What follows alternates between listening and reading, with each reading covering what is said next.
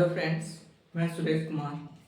आज हम क्लास 12 के टॉपिक त्रिविम ज्यामिति को आगे स्टार्ट करते हुए पढ़ेंगे दो समतलों के बीच बनने वाला कोण। तो दो समतलों के बीच बनने वाला कोण, दो समतलों के बीच बनने वाला कोण कैसे फाइंड करेंगे।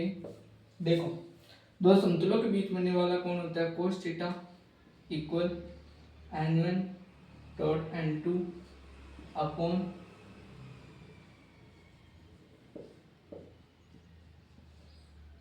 n1 का मोड और n2 का मोड, यानी n1 वेक्टर का परिणाम और n2 वेक्टर का परिणाम।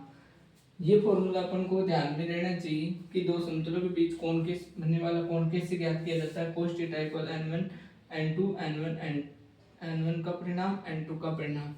n1 n2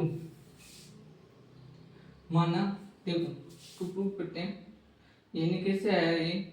माना तो एक समतल है, समतल y1 है और दूसरा समतल क्या है, समतल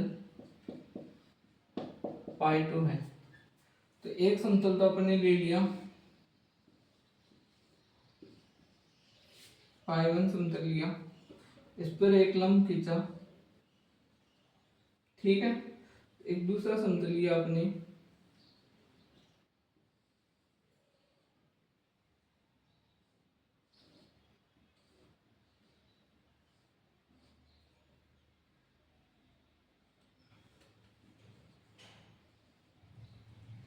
ठीक है। तो इस समतल पर लंब तो क्या है, n1, ये y1 है, y1 समतल है, ये y1 समतल और ये है y2 समतल। इस पर अभिलंब क्या है, n2 वेक्टर। तो इन दोनों के बीच में बनने वाला कोण थीटा है। तो ये पता है आपको, ये पूरा 90 का बन रहा है। तो ये कितना हो गया, 90 माइनस थीटा, और ये कितना हो गया, थीटा, ठीक है। तो पाई1 समतल पर है तो n1 अभिलंब है और पाई2 समतल n2 अभिलंब है। तो इन दोनों अभिलंबों के बीच बनने वाला कोण क्या है, थीटा। तो दोनों अभिलंबों के बीच, समतल के दोनों अभिलंबों के बीच बनने वाला कोण कैसे फाइंड करेंगे। समतल के दोनों अभिलंबों के बीच कोण के बीच कोण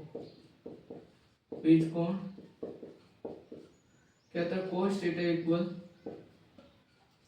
n1 vector 2 dot n2 vector upon n1 vector का मोड n2 वेक्टर का मोड। ये अपन को ध्यान में रखना है। अब बात आती है कि केस बनाते हैं, केस फर्स्ट। यदि n1 और n2 समतल, y1 व y2 समतल क्या हो, लंबवत है, तो थीटा बराबर 90। तो cos 90 की वैल्यू क्या होती है, cos 90 equal n1 dot n2 और n1 vector upon n2 vector, यानी कि n1 डॉट n2 क्या आ जाएगा, cos 90 की वैल्यू होती है क्या, 0, n1 dot n2 upon n1 vector का मोड n2 वेक्टर का मोड। तो ये तो 0 हो गया, n1 इक्वल n2 क्या आ जाएगा, n1 डॉट n2 0 आ जाएगा। यदि केस सेकेंड, देखो केस सेकेंड पढ़ते हैं।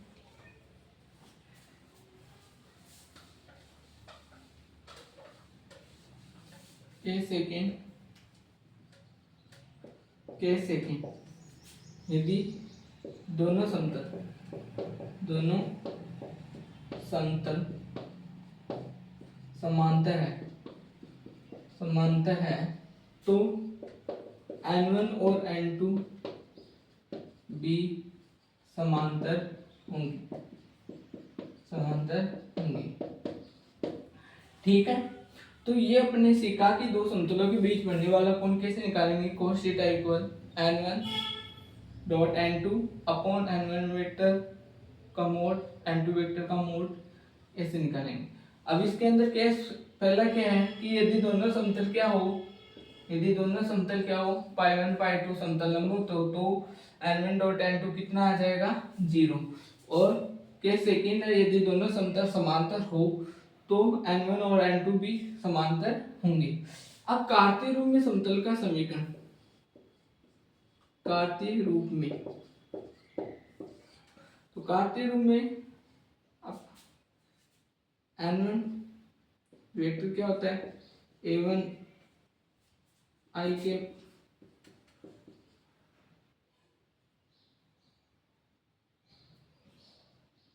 b1 j के प्लस c1 k के, और n2 वेक्टर क्या होता है a2 i के प्लस b2 j के प्लस c2 k के। ठीक है, तो अपन इनकी वैल्यू इसके अंदर पुट करेंगे तो क्या आ जाएगा अपने पास cos थीटा इक्वल a1, यानी कि इनका डॉट मल्टीप्लाई होगा तो a1 डॉट a2 आ जाएगा plus b1 dot b2 plus c1 dot c2 upon under root a1 square, क्योंकि परिणाम है नीचे n1 का परिणाम n2 का परिणाम, a1 स्क्वायर b1 स्क्वायर और c1 square under root a1 square plus b1 square plus c1 square, और दूसरा क्या आ जाएगा under root a2 square plus b2 square plus c2 square. देखो cos थीटा अपन के पास दो है, दो समतलों के बीच बनने वाला कोण कैसे निकालेंगे। cos theta equal n1 dot n2 upon n1 vector का मोड डॉट n2 वेक्टर का मोड।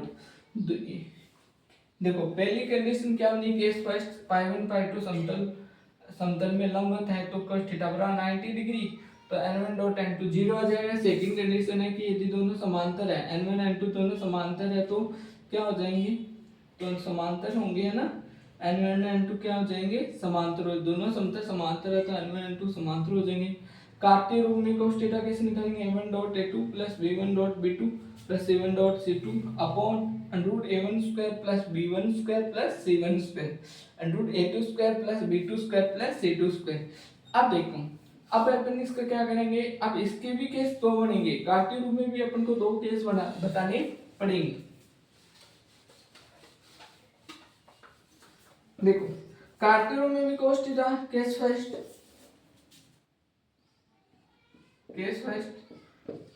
फर्स्ट क्या है, यदि अपन थीटा कितना ले, थीटा इक्वल 90 डिग्री, यदि दोनों समतल क्या हो लंबवत हो, तो दोनों समलंबवत हो तो cos 90 की वैल्यू कितनी हो जाएगी, cos 90 इक्वल 0, तो a1 dot a2 plus b1 dot b2 plus c1 dot c2 क्या हो जाएगा 0। केस सेकंड यदि थीटा क्या हो, यदि थीटा 0 डिग्री हो या पाई की वैल्यू में हो तो क्या आ जाएगा, cos 0 की वैल्यू 1 होती है तो उसके अकॉर्डिंग अपने पास वैल्यू आएगी a1 upon a2 equal b1 upon b2 equal c1 upon c2। यदि दोनों यदि π1 व π2 समतल समांतर हो, समतल समांतर हो, समांतर, तो अपन ने पढ़ा क्या क्या पढ़ा आज, देखो क्या क्या पढ़ा अभी आप शॉर्टली रिवीजन कर लेते हैं। दो समतलों के बीच में बनने वाला कोण cos theta equal n1 dot n2 upon n1 vector का मोड n2 का वेक्टर का मोड। इसके लिए अपन ने दो कंडीशन पढ़ी थी, क्या क्या, यदि दोनों समतल समांतर हो n1 n2 समांतर होंगे, यदि दोनों समतल समांतर तो n1 n2 समांतर होगी, और एक कंडीशन पढ़ी थी कि दोनों समतल क्या हो लंबवत हो तो क्या होगा a1 a2 b1 b2 c1 c2 क्या हो जाएंगे 0। अब कार्तीय रूप में अपन ने निकाला cos थीटा क्या होगा, अब equal a1 dot a2 plus b1 dot b2 plus C1 dot C2 upon under A1 square plus B1 square plus C1 square dot under A2 square plus B2 square C2 square.